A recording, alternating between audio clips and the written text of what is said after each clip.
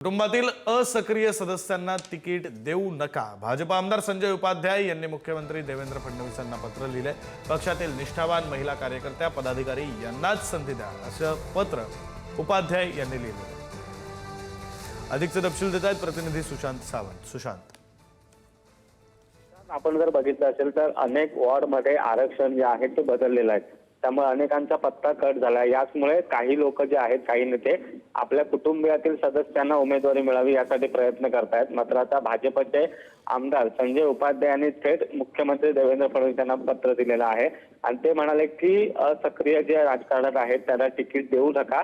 त्याचं प्रमुख कारण हेच आहे की ही निवडणूक कार्यकर्त्यांची आहे। गेले अनेक वर्ष कार्यकर्ते या निवडणुकीची वाट बघत होते आणि जर एखाद्याच्या कुटुंबात जर आपण दिलं तिकीट तर कुठेतरी कार्यकर्त्यावर अन्याय होऊ शकतो आणि याचमुळे कुठेतरी त्यांनी मुख्यमंत्र्यांना पत्र लिहिलं आहे। विक्रांत, बरं, धन्यवाद सुशांत या सगळ्या सविस्तर माहितीसाठी।